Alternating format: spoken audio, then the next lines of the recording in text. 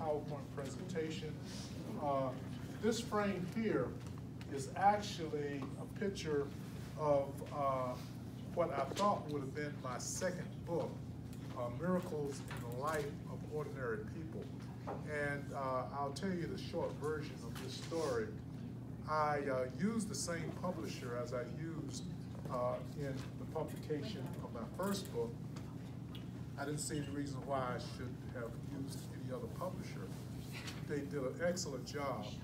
And this was in, book was published, by the way, in August of 2015.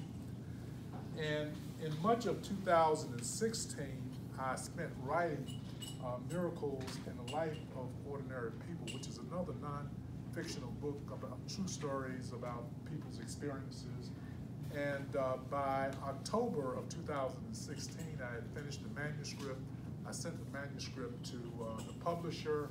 They looked at it, they approved it, and there's a whole lot, of course, that goes into writing a manuscript, the editing and the proofreading and all that. Anyway, by the 1st of November, my publisher contacted me and said that everything was fine. They were going to print 100 copies, and but they would send me a trial copy for me to review. And so they did that, and I was really looking forward to marketing Miracles in the Life of Ordinary People and Thanksgiving, for the Thanksgiving holiday of 2016, Christmas 2016. Those holidays came and went. Still, no book. I did not receive my 100 copies, which would have come in about 5 or 6 huge boxes on my front porch. And so constantly, every day when I came home from work, I looked on my front porch in hopes of finding those 4 or 5 boxes of 100 copies of Miracles in the Life of Ordinary People. This did not happen over Thanksgiving, over Christmas it didn't happen. Finally, in January, and specifically January 17th, I got a letter from Tate Publishing indicating that they were in a period of transition, which meant that they had gone out of business. They had ceased publication of all work of their clients' books. And so I was devastated. And they said that they would work with me to try to find another publisher to publish Miracles in the Life of Ordinary People. And so I gave them until April the 1st. And I said, if I don't hear from them by April the 1st, I'll contact them. And I did that. And I wrote them a long letter saying how displeased I was, the fact that I had committed time, resources to this project and did not get my product back. And so they indicated to me that, well, actually, I was able to contact the person at the publisher's house. But they indicated to me, and I had worked with this person, as a matter of fact, the previous 12 months in working with Life and Spirit. So not Life and Spirit, but Miracles in the Life of Ordinary People. And they said they had been let go as well. So anyway, to make a long story short, I was devastated. Fortunately, I was in the process of writing the manuscript for my second book, Heaven Can't Wait. I really anticipated this being the third book because I was thinking that Miracles in the Life of Ordinary People would have been my second book, but it wasn't because I didn't get my copies back. So anyway, by July of 2017, I had finished the writing of Heaven Can't Wait, which is a fictional novel about relationships. So I was able to do that. And then after that, going into 2018, I kind of I'd gotten over the fact that this book was not going to be published. And so what I did, I enhanced the manuscript of Miracles in the Life of Ordinary People. I got another publisher to work with me in the publication of a revised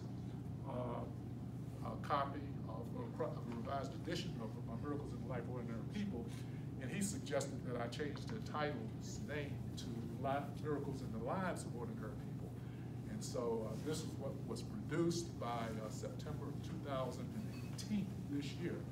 I finally finished what I had started with Miracles in the Life of Ordinary People. So again, it's a non-fictional account of people's experiences, true experiences in their lives. And so this is my most recent book, Miracles in the Lives of Ordinary People. And again, it was a blessing in disguise, because when I look back at what I would have gotten from my publisher that went out of business, the quality is much worse. Well, not as good, I wouldn't say worse, but it's not as good as the quality of what I redid as far as the Miracles in the Lives of Ordinary People. So it was really a blessing in disguise that the publisher did go out of business, actually. So anyway, I didn't think so at the time, of course. And so now I'm writing my 4th book, Heaven Can't Wait, or the sequel. So that's what I'm in the process of doing now. And also a 5th book will be on the way, probably in 2020. Heaven Can't Wait, the trilogy. So that's coming down the pipe as well. I also provide workshops for beginning writers and prospective authors. So if you're interested in doing your own book, you can see me. My email is W.A. Porter. Well, see, I'm going back, right? Okay. Well, anyway, this is a little something extra. This is what my personal motto is as far as being successful. That is, you have to have a purpose. That is a talent that you identify, whatever that talent might be. And actually, the earlier the better. And hopefully your parents can see that and can nurture you. And then a product, you need a product that you can attach yourself to, a service, something that someone needs. And then finally, you have to go through the process of work. It takes time and patience to develop that skill so that you're able to produce a very well-needed product for someone. And I also have a radio show, as someone indicated. I think Molly may have indicated that. And it's on 881 The Truth. The title of it is Storytelling Time. And just, it's on a webcast. You go to 881, www.881 The Truth, 6 o'clock, Monday mornings, every Monday morning. And you will be able to hear my radio show. And if you're not an early bird, there are archives of all my shows on my website, WeWoreLife.com. And so you just go to my website and you can see all of the shows. And I think we've done about 40 shows so far, so it's quite a few. And basically, the synopsis of recitations of Heaven Can't Wait, as well as Life of the Spirit. So anyway, do you have any questions? Let me stop here. This is it. This is the end of the PowerPoint. But I'd at least like to give you an opportunity to ask me a question or two that you haven't had a chance to ask up to this point. And then we'll get back to Molly. And I guess, do you have any more things to raffle? I do have one more. I have a lovely tin of cookies. Okay. Cookies that you all have been eating tonight, so we have one left. Kathy actually would like to buy 2 of your books. She had to go, so I'll talk to you later about that. Well, purposely, I have a number of copies. Life of the Spirit is a retail at $19.99. I offer for $20, as well as Heaven Can't Wait is also $20, and the most recent book, Miracles in the Life of Ordinary People, is $14.99. So, but all of these are on Amazon, so if you'd like to go on Amazon, at least we're in the process of restructuring Life of the Spirit. But Miracles in the Lives of Ordinary People and Heaven Can't Wait, should be able to find that on Amazon. So, any questions? No questions? Hello? Yeah. So you went through all these pictures, but what's happened with this picture? Well, actually, this is what my web, my PowerPoint. No, The car. the poster. Right, Oh, this one. The upside down car. Yeah. This is actually a story from the most recent book, Miracles in the Lives of Ordinary People. This is after I had, well, actually, I was in Elizabeth City still. I used to commute back and forth from Elizabeth City to Raleigh, which is a 3-hour drive, every week, not every day, but every week. But I was I had a schedule of 4 classes, but I taught only 2 classes face-to-face. And so what it meant was that I was able to teach my classes on Tuesday, Wednesday, Thursdays.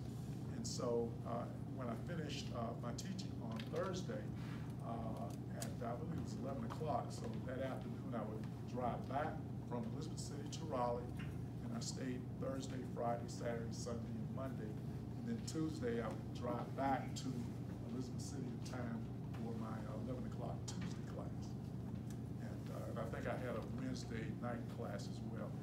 So I taught only 2 classes face-to-face, but I commuted back and forth. But anyway, one of the times when I went back, I tried to outrun a snowstorm. Wasn't very successful. So I was caught by, as a matter of fact, the title of the chapter is Caught by the Storm, which is the second chapter of this book. And I thought I would have been able, you know, we kind of brave sometimes we're braver than what we should be. And but anyway, I was trying to outrun a storm, and my car ended up in a ditch. Not quite like this, fortunately, but I did end up in the ditch, and I was very fortunate to have gotten out alive. And that story, I think, is the second story in Miracles in the Lives of Ordinary People.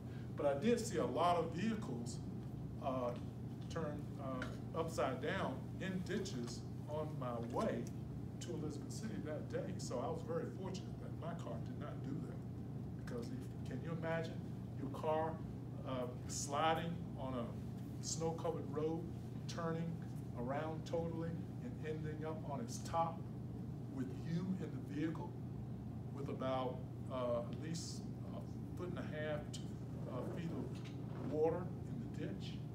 If you can imagine that, being upside down in your seatbelt, it wouldn't have been a very good situation.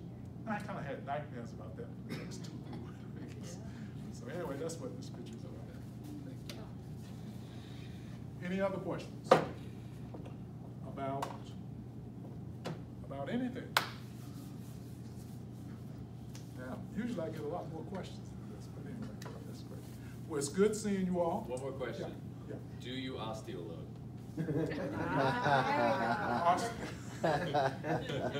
Do I osteo? Very important question. Thank you for that segue. Fortunately, I haven't gotten quite to that point yet, but I know we'll come to it. All right. To that point. All right. So again, thank you everybody for coming, and pertaining to what Sean just asked. Some of you have not tried OsteoStrong. I would invite you to come back at a couple free sessions and really experience this for yourself. It is truly amazing what it can do. Turns back the hands of time, adds bone density, and that sort of thing. So I encourage you to come back. We have a lot of fun